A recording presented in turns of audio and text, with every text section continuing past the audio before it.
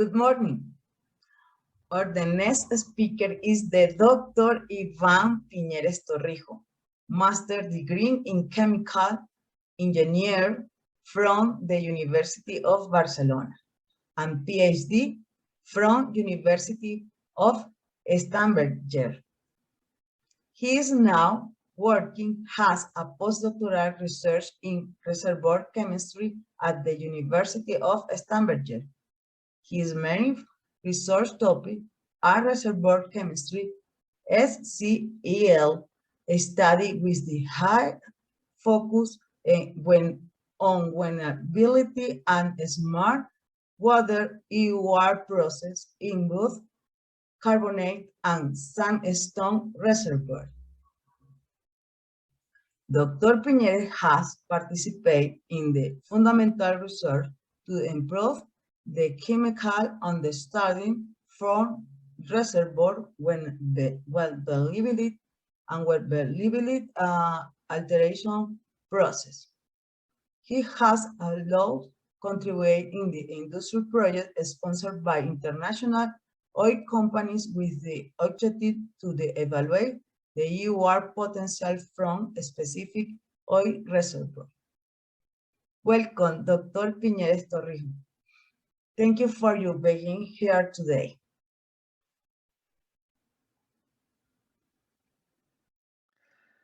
Hello, my name is Iván Dario Piñeres Torrijos. I'm researcher in reservoir chemistry at the University of Stavanger and the National EOR Center of Norway. I'm very glad of participating in this virtual meeting and panel in low salinity water flooding. I'm here today to present the work Overcoming Challenges and Hurdles for Smart Water EOR Characterization. This is a summary of lessons learned for improved smart water EOR characterization. So let's get started. And I want to begin my presentation with this phrase. The most dangerous phrase in the English language is "we have always done it this way." For me, this is a very powerful phrase that represents the challenges that we had faced when we had tried to understand smart water EOR processes. Because the smart water EOR processes have challenged our way of thinking in relation to initial wettability, core restoration protocols, fluid flow in porous media, and EOR effects.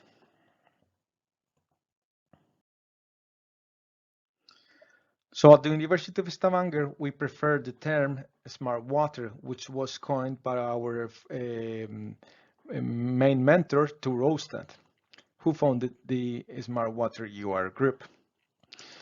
We use the term smart water because it covers an umbrella of processes that is dependent on the mineralogy. The smart water process in carbonates is different from the smart water processes in sandstones, and these terms covers both of them. However, other companies have different terms to refer to a similar process.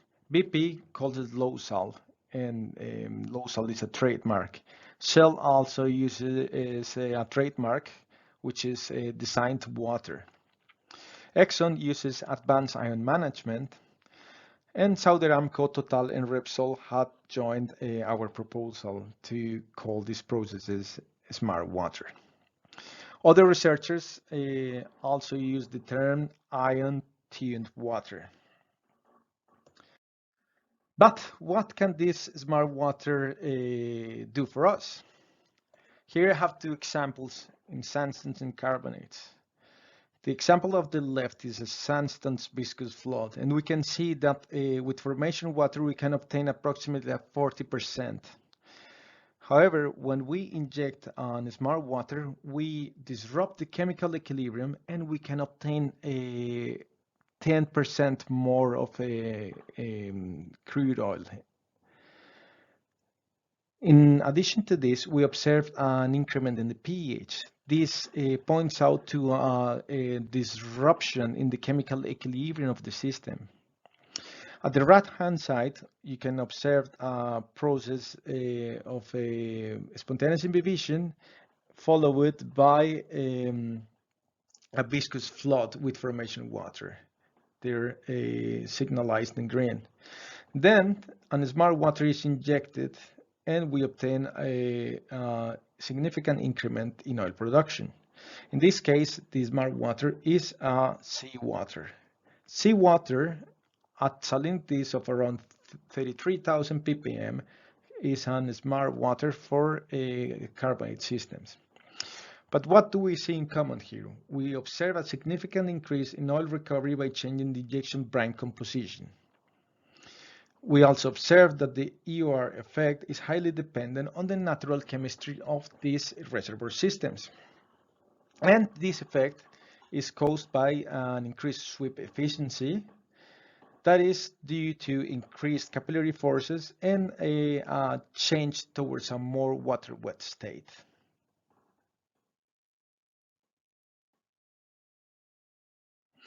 I also want to debunk the myth of low salinity. Here I have an example where we have a smart water EOR effect at higher salinities. In this example, we have a formation water of 25,000 ppm composed of calcium chloride and a smart water of 40,000 ppm, which has a higher salinity than the formation water. And we observe an EOR effect. However, this response is a bit delayed due to slow calcium desorption, but the effect is there. And we can tell that the water composition is more important than the salinity. And this low salinity definition also comes from a process of optimization in the composition of the smart water brines. Here I have more evidence. We have two parallel systems. We have used the same core material here, and we observe the effect at 25,000 ppm in a tertiary mode. We observe an increment of approximately 10% in the recoverable oil after reaching the plateau with formation water. So we're convinced that the composition is more important than the salinity. So a salinity focus will perhaps create challenges in understanding these processes. We have to be open-minded and capture the entire complexity of these systems. And one thing that it's very important when understanding these processes is that the mineralogy is very important because they control the chemical path of these reactions. In carbonates, we know that the surface charge is positive, while on sandstones is negative. We also know that some trace minerals like calcium sulfate could play an important role in smart water processes. However, calcium sulfate could represent a negative effect due to the presence of divalent ions if a dissolution occurs. There are other minerals that can also influence the pH in sandstones. And on the other hand, in carbonates, we have buffered pHs due to dissolution of carbonates, while on sandstones we have an acidic nature.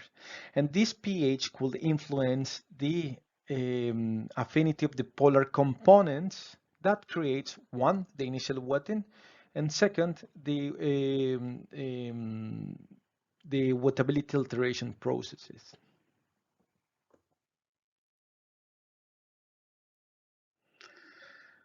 So we have different smart water compositions depending on the lithology.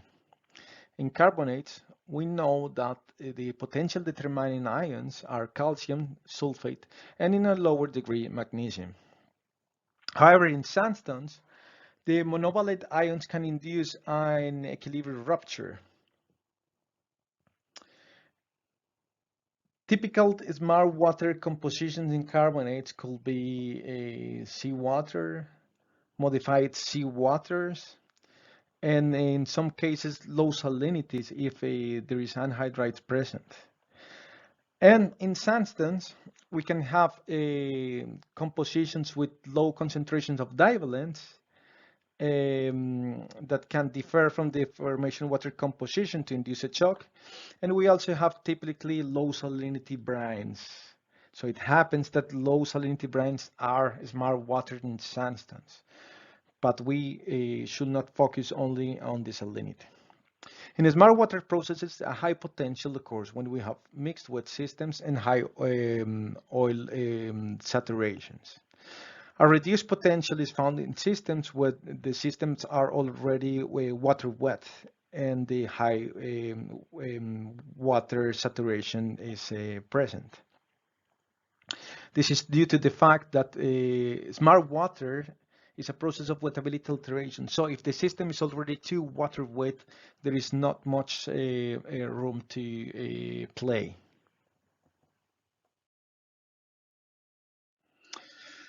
Here I have an example about another myth, which is low salinity in carbonates. At the bottom line, you can observe the effect of formation water.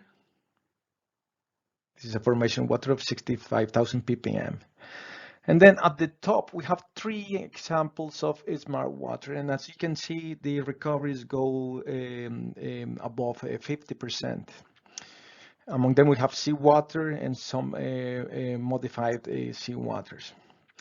However, if we take seawater, which contains potential determining ions, and we dilute that, and we adjust it to a salinity of 1,600 ppm, which is a low salinity brine, the effect of oil recovery drops.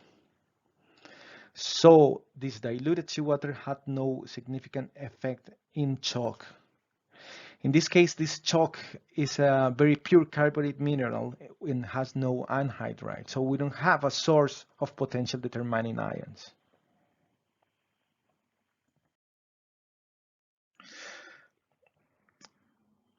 Another example is a published work by Youssef et al. From Saudi Aramco, where they showed low salinity effects in carbonates. They used here limestone material, and we can observe that with seawater, they obtain approximately 70%, and as they were diluting this brine, they observed incremental oil recovery. This was due not precisely to the fact of a low salinity in itself, but we know that several limestone cores contain anhydride. However, this is not explained in this work. But at the University of Stavanger, we have a work with a similar material, and we found out that these trace minerals that carry calcium sulfate minerals can contribute to the smart water EOR effect in a positive way. And this is done by dissolution once that a low salinity brine is injected. Here you can observe that effect after the third stage, where the low salinity is injected. This dissolvable anhydride is usually not seen by XRDs, but is detected in the effluents of the brines. Another important aspect of this type of processes is the co-restoration practices. We need reliable co-restoration procedures in order to first determine correctly the initial wettability of the systems, and secondly, to estimate properly the wettability alteration effect. However, this is not an easy task. We have, for instance, an example where these trace minerals in carbonates were affecting the initial wettability of these systems. This is a co-restoration, and one of these cores was perfluoride with the distilled water.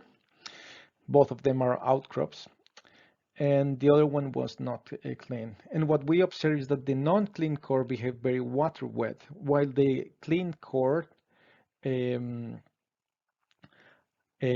a reduction in the water wetness. So these minerals can affect the wettability by increasing the water wetness if they're present from before.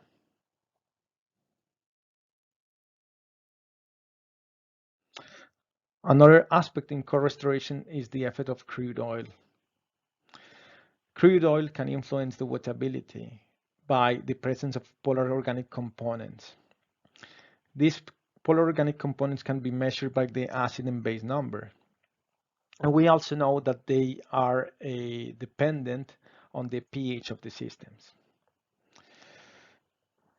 In sandstone systems, the pH is normally acidic, and in carbonates, the system is alkaline. And these states will influence the affinity of these polar components towards the surfaces.